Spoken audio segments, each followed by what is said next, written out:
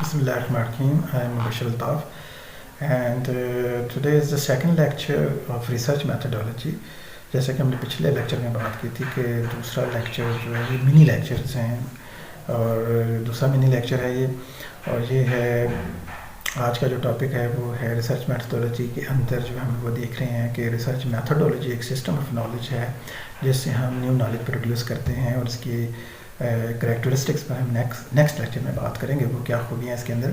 لیکن آج ہم دیکھتے ہیں کہ ریسرچ میتھڈولوجی سے پہلے وہ کون سے سورسز آف نالج تھے جو ہم یوز کر رہے تھے، کامن مین جو یوز کر رہا تھا، اور اس میں کچھ خامیاں بھی ہیں ان میتھڈس کے اندر. یہی وجہ ہے کہ ریسرچ میتھڈولوجی کا جو میتھڈ ہے وہ ان سارے میتھڈ سے بہتر میتھڈ ہے.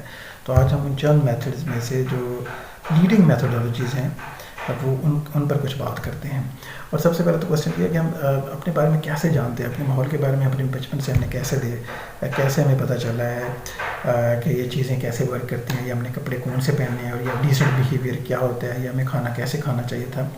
تو اگر ہم دیکھیں تو ہمارے جو سورس آف نالج ہیں وہ ایک نمبر 1 جو ہے وہ ہے ٹریڈیشن اینڈ سوشل کسٹمس. ہوتا کیا ہے کہ ہم اپنے ٹریڈیشن سے چیزیں سیکھتے ہیں. ہم شادی بیاہ پہ جو رسمیں ہوتی ہیں، اس کے علاوہ ہمارے گھروں میں جو روایت ہوتی ہیں، ہمارے جو محلے میں جو انسیڈنٹس ہوتے ہیں، اس طرح ڈیتھ اور برتھ کے اوپر جو سیریمنیز ہوتی ہیں، تو یہ سارے جو ٹریڈیشنل جو واقعات ہیں ہمارے ارد گرد ہوتے ہیں، تو یہ ہمارے لیے، ہماری نیو جنریشن کے لیے اسپیشلی یہ لرننگ پروسیس ہوتا ہے، اور ہم اس سے چیزوں کو سیکھتے ہیں کہ ہم نے اپنا بیہیویئر کیسے بیہیو کرنا ہے، ہم نے پرٹیکولر ایونٹ پہ کیا کیا ایکٹ کرنے ہیں، کیا چیز، ساری چیزیں ہم اپنے ارد گرد کے ماحول سے، اپنی روایات سے، اپنے کلچر سے دیکھتے ہوئے، ان میں پارٹیسپیٹ کرتے ہوئے ہم سیکھتے ہیں. یہ ہمارا سورس آف نالج ہوتا ہے. سیکنڈ جو ہمارا سورس آف نالج ہے وہ ہے اتھارٹی. ہمیں جو ہے دیکھنے کے بعد، خود پارٹیسپیٹ کرنے کے بعد ڈفرینٹ کلچرل انسیڈنٹس کے اندر، اس کے علاوہ جو ہم چیز سیکھتے ہیں وہ ہم اتھارٹی سے سیکھتے ہیں. تو اتھارٹی ہمارے کون لوگ ہوتے ہیں؟ سب سے پہلی اتھارٹی جو ایک بچے کو وہ سامنا کرنا پڑتا ہے، یہ بچہ جس سے گائیڈ لیتا ہے، جو پہلے اس کے جو ٹیچر ہیں، جو گائیڈ ہیں، رہنما ہیں، اس کے پیرنٹس ہوتے ہیں.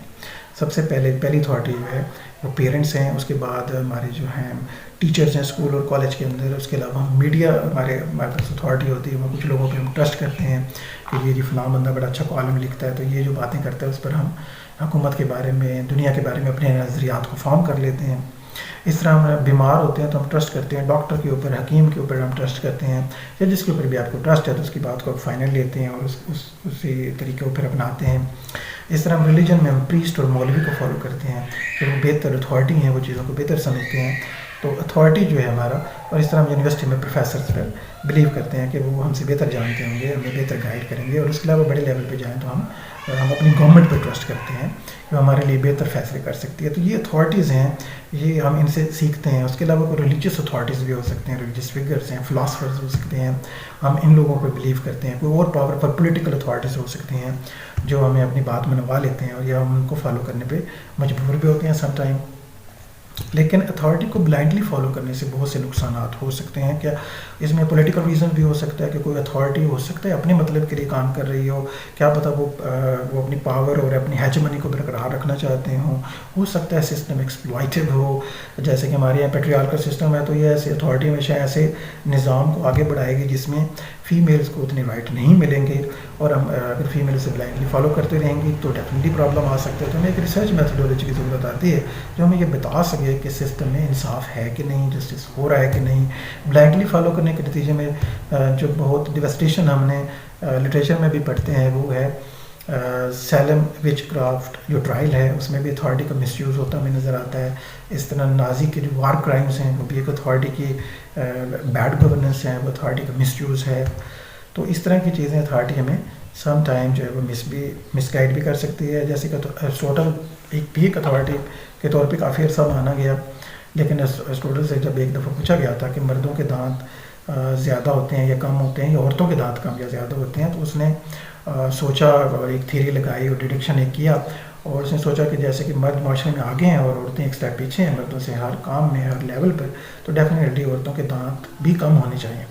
تو اس کی اسٹیٹمنٹ کو کسی نے اگلے 1000 سال تک بالکل پروو نہیں کیا اور اتھارٹی کو ایز اٹ مان لیا، اور جس کا نتیجہ کیا نکلا کہ 1000 سال تک انسان یہی سمجھتا رہا کہ خواتین کے جو دانت ہیں وہ مردوں سے کم ہوتے ہیں، حتیٰ کہ بعد کے تجربات سے یہ بات غلط ثابت ہو چکی ہے اور پتہ چلا ہے کہ دانت برابر ہوتے ہیں، ایسی کوئی بات نہیں ہے. تو نیکسٹ پوائنٹ کی طرف چلتے ہیں. اور نیکسٹ پوائنٹ جو ہے وہ ہے انٹیوشن. تو انٹیوشن جو ہے یہ ہے کہ آپ سینسز کو بلاک کر دیں. جیسے کہ پلیٹو کہتا ہے کہ ہماری جو لرننگ ہے وہ یہ ہے کہ ہم انویزیبل ورلڈ سے کنیکٹ ہو کر، اندر کی دنیا میں جا کر اس سے کنیکٹ ہو کر وہاں سے ایک ایبسلیوٹ نالج لے کر آئیں گے. لیکن ایرسٹوٹل جو ہے، جو کہ سائنٹیفک میتھڈ ایرسٹوٹیلین میتھڈ ہے ٹو سم ایکسٹینٹ، ایرسٹوٹل سے بے شمار غلطیاں بھی ہوئی ہیں، لیکن اس کے باوجود اس کی کچھ باتیں بہت امپورٹنٹ ہیں اور آج بھی اپنا رول پلے کر رہی ہیں. بڑے لوگوں سے غلطیاں بھی ہو سکتی ہیں، اٹ ڈزنٹ میٹر. اس لیے تو سائنٹیفک میتھڈ کہا جاتا ہے کہ میتھڈ امپورٹنٹ ہے. آپ کسی کی بات کو بلائنڈلی فالو کرنے کے بجائے اس کو انویسٹیگیٹ کریں، ری انویسٹیگیٹ کریں، بار بار انویسٹیگیٹ کر کے، اور اس کے صحیح ہونے کو ہمیشہ جانچتے رہیں، پرکھتے رہیں. یہ ہمیں سائنس کہہ رہی ہے. تو ایرسٹوٹل نے سائنٹیفک میتھڈ انٹروڈیوس کروایا جو کہ 5 سینسز پر بیس کرتے ہیں. ایرسٹوٹل کہتا ہے کہ نہیں، جب آپ سینسز بلاک کریں گے، اپنی 5 سینسز جس سے آپ علم حاصل کرتے ہیں، تو اس کے بغیر جو ہے انٹیوشن جو ہے وہ آپ کی جو کہ ایموشنل ایک انڈرسٹینڈنگ آف دا یونیورس ہو سکتی ہے، وہ سم ٹائم ٹھیک بھی ہو سکتی ہے. آج ماڈرن سائنس اس کو انوالو بھی کرتی ہے اپنے ساتھ، کا آپ انٹیوشن بھی دیکھیں، لیکن انڈکشن ڈیڈکشن اور باقی سائنٹیفک میتھڈ کو ساتھ لے کر اگر وہ اسے رد کر رہی ہو تو آپ انٹیوشن کو فالو نہ کریں. لیکن پرانے زمانے میں جو صرف انٹیوشن پہ جب ہم ڈپینڈنٹ ہو جاتے تھے تو اس کے نتیجے میں حاصل ہونے والا علم جو ہے وہ مس گائیڈڈ ہو سکتا ہے، کیونکہ ایک انٹیوشن سے حاصل ہونے والی انڈرسٹینڈنگ جو ہے وہ میری پرسنل ہوگی. اگر میں ایک انٹیوٹیولی کسی نتیجے پر پہنچتا ہوں تو ضروری نہیں ہے کہ وہ آبجیکٹیو ریالٹی ہو، وہ ٹھیک ہو، وہ میرا بائسڈ انڈرسٹینڈنگ بھی ہو سکتی ہے. میرا جو انٹیوشن، جو کہ آپ ایک ایسے نتیجے پر پہنچتے ہیں جو آپ کے پرائر ایکسپیرینس اور آپ کا نالج اور انفارمیشن جو آپ کے اندر ہوتی ہے، اسی کے نتیجے میں آپ کسی ایک نتیجے پر پہنچتے ہیں. تو وہ ٹھیک اور غلط کے درمیان کہیں بھی رک سکتا ہے وہ نتیجہ. تو ہم کہہ سکتے ہیں کہ سائنس میں اسے ایز اٹ از 100% ٹروتھ کے طور پہ ہم اسے ایکسیپٹ نہیں کر سکتے. So next method is revelation. Revelation کا مطلب ہے کہ گاڈ جو ہے وہ ڈائریکٹلی انسان کے ذہن میں جو سچ ہے، جو ٹروتھ ہے، جو انڈرسٹینڈنگ ہے، جو سولوشن آف دا پرابلم ہے، جو نالج ہے وہ دے دیتا ہے. تو ڈیفینیٹلی ہم نے پڑھ رکھا ہے کہ گاڈ نے انسانوں سے کمیونیکیٹ کیا اور نالج دیا، تو ڈیفینیٹلی. لیکن اب پرابلم یہ ہے کہ گاڈ ہمیشہ چوزن پیپل، سلیکٹڈ لوگوں کو کے ساتھ ہی کمیونیکیٹ کرتا ہے. اور ہم جو کامن لوگ ہیں، ہم لوگ جو اپنے مسائل زندگی کے ہیں وہ حل نہیں کر سکتے. اب گاڈ ہمیشہ ہمارے ساتھ کنیکٹڈ نہیں ہوتا ہے. تو ایک انسانوں کو ایک بہت عام سا ایک طریقہ چاہیے جسے ویریفائی بھی کیا جا سکے، جسے علم کو اکٹھا بھی کیا جا سکے، جسے آگے پڑھایا بھی جا سکے. ریولیشن میں نہ تو ہم اس کو کنفرم کر سکتے ہیں اور نہ ہی ہم یہ کوئی سسٹم ہے جسے ہم یونیورسٹی میں پڑھا سکیں کہ آپ گاڈ سے کیسے کمیونیکیٹ کریں گے. ایسا کوئی علم کسی بھی یونیورسٹی میں نہیں پڑھایا جاتا ہے. تو جب تک ایسا کوئی علم ہم نہیں پڑھانے کے قابل ہو سکتے تو ریولیشن کو ہم ایز اے میتھڈ ایک کامن مین جو ہے وہ یوز نہیں کر سکتا. تو اس وجہ سے یہ میتھڈ بھی ہمارے لیے اتنا یوزفل نہیں ہوگا day to day problem solve کرنے کے لیے. میجک جو ہے، میجک کو بھی as a tool, as a source of knowledge جو ہے وہ کنسیڈر کیا جاتا رہا ہے. یہ سپرسٹیشن اور میجک کا مکس کر سکتے ہیں یہاں پہ کہ، اور اس طرح کی جتنے بھی تمام پرستیاں ہیں تو ہم سے جو حاصل ہونا نالج ہے، جو انڈرسٹینڈنگ ہوتی ہے، وہ صحیح اور غلط کچھ بھی ہو سکتی ہے اور اس پہ بالکل ہم ٹرسٹ نہیں کر سکتے. میجک نام کی کوئی چیز ایگزسٹ نہیں کر سکتی. میجک کے نام پہ صرف ٹرکس ہوتے ہیں، ڈسیپشن ہوتا ہے. یہ ڈسیپشن آف دا سینسز ہے اور یہ ٹرو علم نہیں ہے، ٹرو نالج نہیں ہے. اس کے نظریے اس صورت میں ہمیں صرف ایک ہمیں ڈسیپشن تو حاصل ہو سکتی ہے، علم حاصل نہیں ہو سکتا. ڈاکٹر فاسٹس جیسے میجک کی طرف چلا جاتا ہے کہ علم سے وہ سیٹسفائڈ نہیں ہوتا، تو میجک کے اینڈ کے اوپر بھی اسے صرف ایک ڈسیپشن ملتی ہے اور ٹرو نالج نہیں ملتا ہے. تو یہ کچھ سورسز آف نالج تھے جو ابھی ہم نے اس منی لیکچر کے اندر ڈسکس کیے ہیں، جو سائنٹیفک میتھڈ سے پہلے یا سائنٹیفک میتھڈ کے پیرالل آج بھی کچھ جگہوں پہ موجود ہیں. اور ہمارا معاشرہ اگر آپ دیکھیں تو بہت زیادہ سپرسٹیشیس ہے. آج بھی ہم میجک اور سپرسٹیشن سے حاصل ہونے والے اور اتھارٹی اور ٹریڈیشن میں سے حاصل ہونے والے علم کو زیادہ پرائرٹی دیتے ہیں دین سائنٹیفک نالج سے. یہ ہمارے جو سائنٹیفک اپروچ ہے میرے خیال میں معاشرے میں زیادہ بڑھانی چاہیے. ہمارے جو پڑھے لکھے لوگ ہیں وہ ڈیفینیٹلی سائنٹیفک اپروچ کو فالو کرتے ہیں اور ہمیں اسی کو ہی فالو کرنا چاہیے.